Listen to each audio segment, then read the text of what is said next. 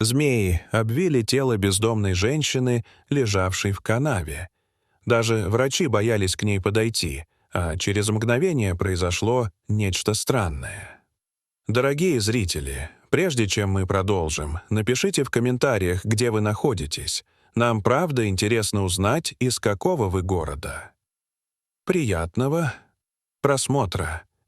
Дмитрий обнял на прощание свою бабушку Зинаиду, которую навестил в отдаленной деревне. Воздух здесь был особенным, густой, пахнущий ельником, сырой землей и печным дымом. Все вокруг дышало тишиной и покоем. «Ну что, бабуль, может, все-таки поедешь со мной?» В который раз спросил он, как когда-то в детстве. «В городе тебе будет хорошо, там и забот никаких. Отдыхай себе спокойно». «Не привыкла я без дела, Димочка», — улыбнулась старушка, отводя глаза. «И вообще, как я тут все оставлю? И дом, и животные мои, они ведь тоже семья. Я с ними каждое утро разговариваю, как с людьми». У ее ног вертелись верный пес и кошка с котенком. Пес лизнул руку Дмитрия, словно прощаясь. Он невольно улыбнулся, вспомнив, как когда-то в этом же дворе гонял мяч босиком, падал в крапиву и плакал, а бабушка мазала ожоги сметаной и гладила по голове. «Ладно, бабуль, скоро отпуск у меня, приеду подольше. Ты ведь не против?» — с улыбкой спросил Дмитрий. «Да ты что, милый, только и невесту привози!» Подмигнула она, пряча в морщинах ту самую озорную улыбку, что была у нее и 20 лет назад. «Ах ты хитрая!» — рассмеялся Дмитрий. «Все пытаешься меня женить. Да нет у меня невесты, видно, еще не родилась». «Ох ты, скажешь!» — всплеснула руками баба Зина. «Тебе уже 27, а ты все шутишь. Сколько же еще ждать, пока она вырастет?» Они оба рассмеялись, и Дмитрий уехал. Он хотел выехать с проселочной дороги до темна, а потом уже выехать на трассу, так безопаснее. Машина шуршала шинами, а мысли его витали в прошлом. Все это — запах деревни, голос бабушки, неровный ритм ее дыхания — навевало легкую грусть и щемящее тепло. Он и правда не лгал, невесты у него не было. Были мимолетные отношения, но ничего серьезного. Хотя условия у Дмитрия были вполне подходящие. Жилая трехкомнатная квартира в центре города, престижная работа в логистической компании. Умный, спокойный, надежный. Но все как-то не складывалось. Девушки попадались или глупые, или поверхностные, или слишком требовательные. Он вспоминал последнюю попытку с девушкой по имени Света. Она приехала из деревни, училась в университете, жила в общежитии. Дмитрий предложил ей переехать. Она визжала от радости, обещала быть идеальной. Но уже через пару недель стало ясно — идеальности там не будет. «Света, а ты ничего не приготовила?» — спрашивал он вечером, устало снимая пиджак.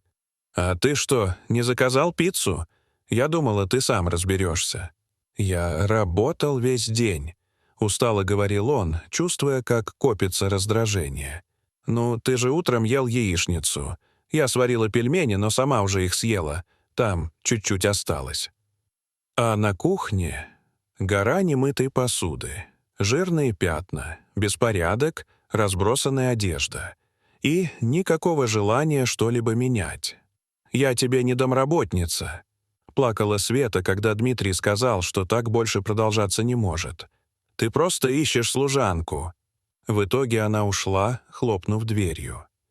Дмитрий навел порядок, приготовил еду и вздохнул с облегчением, хотя в душе оставалась тоска. И вот теперь, снова на трассе, он ехал в темноте. Неожиданно Дмитрий заметил у обочины автомобиль с включенной аварийкой. Рядом стоял мужчина. «Что-то случилось?» — спросил Дмитрий, приоткрыв окно. «Да вот, странное дело», — ответил тот. «Полчаса назад проезжал мимо. Эта машина уже стояла. Сейчас обратно ехал. Все еще стоит. Никого внутри. Странно. Пойдем посмотрим», — предложил Дмитрий, доставая из бардачка фонарик. Он не думал о страхе, просто было какое-то внутреннее ощущение, что надо вмешаться.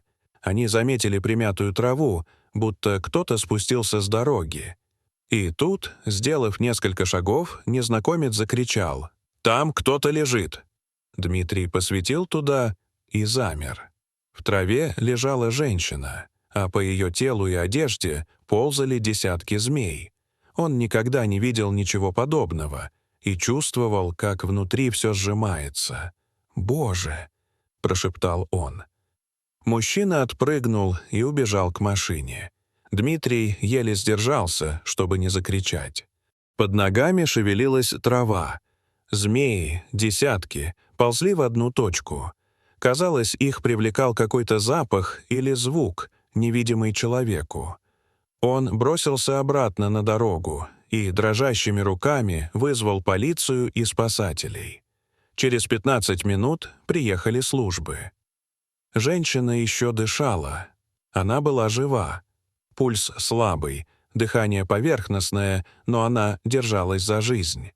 Полиция выяснила, что пострадавшая — Ирина Михайловна Крылова, владелица компании из Обнинска. Почему она оказалась одна на проселочной дороге и как попала в змеиную ловушку, оставалось загадкой. Позже в больнице Дмитрий узнал от врача, молодой женщины по имени Татьяна Владимировна, что кроме укусов в крови Ирины нашли следы яда. Ее пытались отравить. «Я вам сказала, это неофициально», — призналась Татьяна, взглянув ему в глаза. «Просто вы спасли ей жизнь. Спасибо вам. И вам спасибо. И простите, если неуместно, вы не только прекрасный врач, но и очень красивая женщина», — неожиданно сказал Дмитрий. Слова сами вырвались, и он смутился. «Мужа у меня нет, если вы это хотели спросить», — улыбнулась она. Так, постепенно их встречи переросли в нечто большее. Со временем Ирине стало лучше, и Дмитрий навестил ее. Ирина, поблагодарив их, рассказала.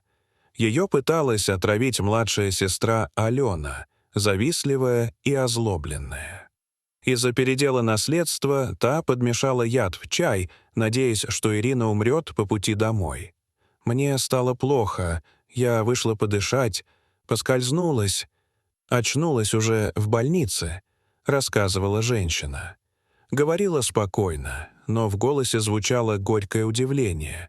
Как такое могло произойти в семье? Алена позже призналась полиции. Суд не понадобился, все решилось быстро, дело было очевидным. А через пару недель Татьяна и Дмитрий поехали знакомиться с бабушкой Зиной. Старушка приняла невестку с радостью, приговаривая, что давно чувствовала. Встреча вот-вот произойдет. Свадьбу решили не устраивать, просто расписались, без лишнего шума. Зато счастливы были по-настоящему. И вот однажды Дмитрию доставили конверт с билетами в свадебное путешествие по Европе. Внутри короткая, но теплая записка от Ирины. «Спасибо за спасение.